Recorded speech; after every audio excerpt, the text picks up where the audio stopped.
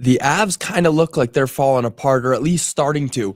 This is your Denver Sports Daily for January 29th. The biggest stories, the latest news. It's Denver Sports Daily. Last night, the Avalanche were dominated. They lost 5-2 to the Islanders, who really aren't even that great of a team. It was a terrible loss. Now, last night's game looked like it could have gone either way for most of the time until that third period. The Avs were able to tie up the game at 1-1 in the second period and keep that all the way until the third. And then in the third period, everything collapsed for the Avalanche. The Avs allowed 4 goals. 4 goals in the third period while only scoring 1. It's almost impossible to win any hockey game if you're allowing 4 goals in one period. It really is. You're not gonna be able to win if you allow that in the first period, second period, and especially not the third period. That's just not gonna happen. If you allow 4 goals, you're rarely gonna win a game. Now, Mackenzie Blackwood has been one of the better players on this Avalanche team. He really has. He's been amazing. But this was by far one of his worst games. It wasn't great. He didn't play well. He saved 23 shots, but he allowed 4, finishing with a .852 save percentage. Not the best play that we've seen from this guy. He's been such a star, especially in December. He was amazing, but I feel like it's also been this month, almost all of January. Not only have the Avs not been playing their best hockey, but Mackenzie Blackwood hasn't been playing his best either. He hasn't. Now, this is the Avalanche's 4th loss in 5 games, and it starts to bring up the question, will this team fall apart without Mikko Rantanen? The Avs have already had a rough January. They haven't been able to win more than 1 game in a row. They haven't been able to get it on track. They haven't gone into 2025 looking like a playoff or a Stanley Cup team. They haven't. Now, they mixing it up with a big trade like Mikko Rantanen, it's not a good idea. It wasn't a good idea, and I get it. Overall, I understand. They needed to move him because they weren't going to pay him. I get it. You had to move him. You can't pay him. You get something out of him. That's sound logic. It is. But when you are in a Stanley Cup window, you're in a championship window, do not trade your second best player and sometimes your best player. He'll go out there. Mikko Rantanen would have nights where he was the best player on this team. He did. He would have those nights. So trading him, it might prove to be costly for the Avs. It really might. Now, moving on, it is a Nuggets game day. Tonight, the Nuggets are traveling to New York to take on the Knicks in what should be a great matchup. Now, this is the second time these teams have played. Earlier this season, the Nuggets got their butts handed to them. 145-118. They lost in that first matchup back in November. Now, the Knicks are sneakily one of the better teams in this league. They're 31-16 and 3rd in the East. Now, despite how good they are, the Nuggets still have Nikola Jokic, and with the way that he's been performing this month, this game could honestly go either way.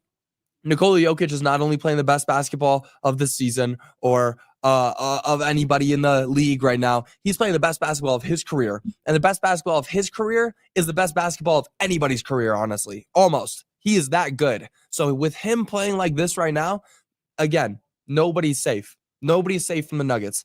Now, they are on a slight skid right now. The Nuggets are coming off 2 losses in a row to the Timberwolves and Bulls. But before those 2 losses, the Nuggets had won 4 in a row. And before that, 4 in a row, they lost 1. And then before that, again, 4 in a row, they had 1. So they're getting a groove. They're winning games, losing a couple. We're going on a little streak. They just need to get hot. They need to get 1. And then 1 against a great team like the Knicks right now would prove to be huge.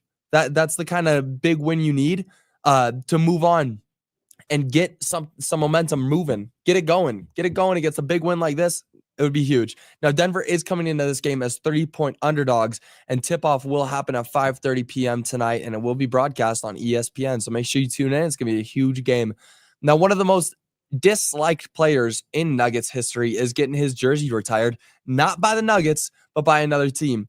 Andre Iguodala didn't necessarily leave Denver with a grand send-off, but despite how Nuggets fans feel about him, the Warriors are honoring him with a jersey retirement.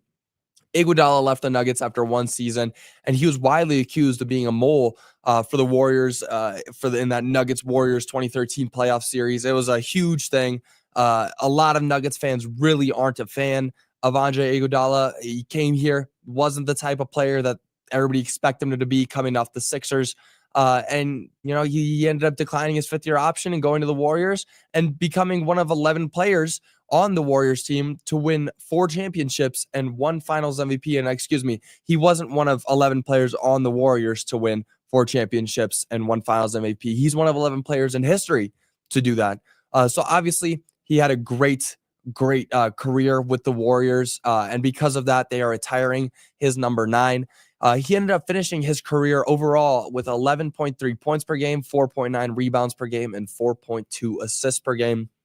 And despite no matter which way you look at Andre Iguodala, because I know a lot of people out here don't like him, you got to give respect when you see it. 4 championships, 1 Finals MVP. That's not just, those aren't regular stats. That's somebody who's great.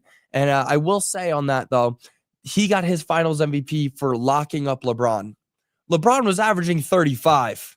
How is that locking him up? I don't understand that. So I'm not going to say that he deserved that Finals MVP. I'm definitely not going to say that.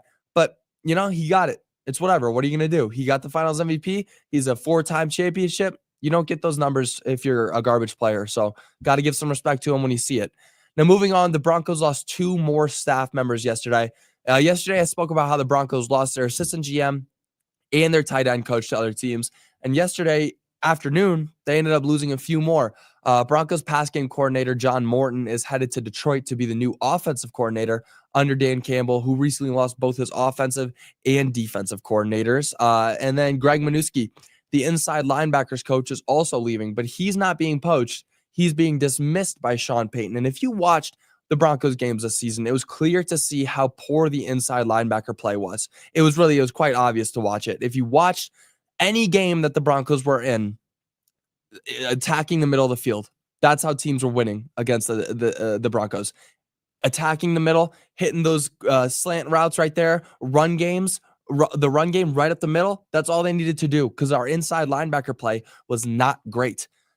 The silver lining to this, again, though, same thing I said about the tight end coach. The tight ends weren't great.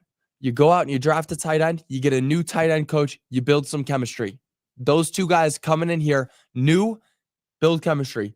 Same kind of thing can be done with the inside linebackers. You get a new coach in. You draft somebody.